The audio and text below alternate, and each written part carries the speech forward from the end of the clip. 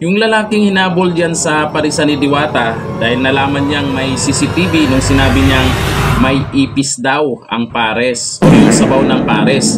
May nag-comment po tayo dito kaya po tiningnan po natin yung video ni Francis Leo Marcos, Peking Marcos, Gwapong Marcos, basta Marcos yun. Sabi nila ay nakausap daw yung lalaki nitong nakaraan tungkol sa pares. Nako, eto, may nag-comment po kasi kaya po inano po natin yan, tiningnan kung kamukha nga ba talaga. Sabi dito, di ba siya yung lalaki sa vlog ni FLM? Other day nag-confirm na mayroon na silang mga 10 for free pares sa harapan ni Diwata. Yung unang guy nagsabi magbubukas ng pares si Encanto. Okay? Ang magluluto, si Encanto ang magluluto ng pares. Tapos yan guy nagsabi na or nag-report sa mga kainan diyan sa Jokno Boulevard. Tapos yung babae naman ang nagpapatunay na si Diwata daw ang nagsumbong.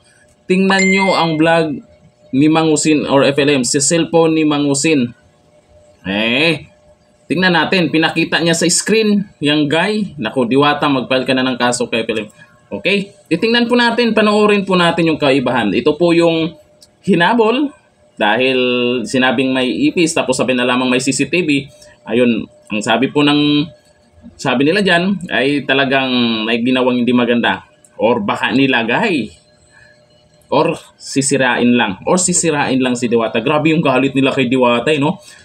Itong si Francis Leo Marcos, parang inggit-inggit kay Diwata. Sa bagay ugali na po niya. Kasama yan sa talent niya ang pagiging inggiters, diba? Kasi si Diwata ay nalalapitan ng mga sikat pero siya hindi na po nalalapitan. Iyakin. Okay, ito po yung video.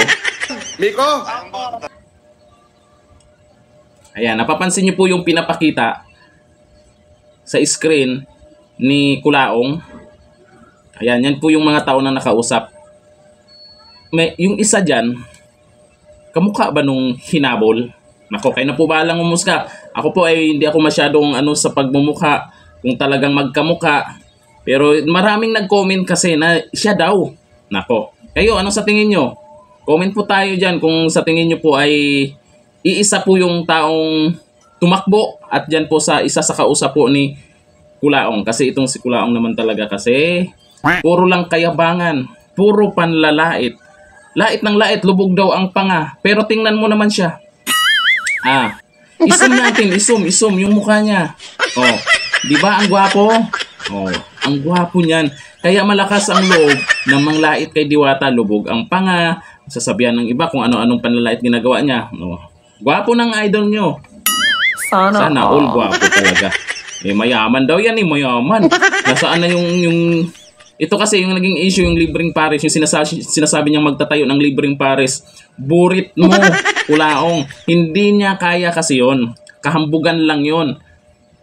Siguro, tactics niya yon para may mauto na namang OFW para magpadala. Siguro, kakaunti na lang nung nagtiwala sa kanya at hindi kaya na itayo ng sariling parisan. Kasi kung mayaman yan, sisiw lang yan. Hindi naman mayaman yan. Mga nauuto lang yung naniniwala dyan. Tapos, ito yung gagawin niya. Kinausap niya yung mga katapat ni Diwata, yung mga, alam niyo naman, sa negosyo, may tapatan. Kakausapin niya na makipagtulungan para magkaroon ng libreng pares. Para tipid, kaysa magtayo siya ng libreng parisan. Utot mo, Kulaong. Yan o. Kayo, anong masasabi niyo po dito sa plano nila?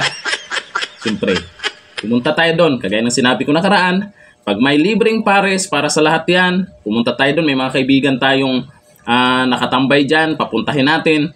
Pero may mga kasamahan po tayong vlogger dyan na pupunta din, kakain, at magpasalamat sila sa mga OFW, hindi kay Kulaong. Utot mo.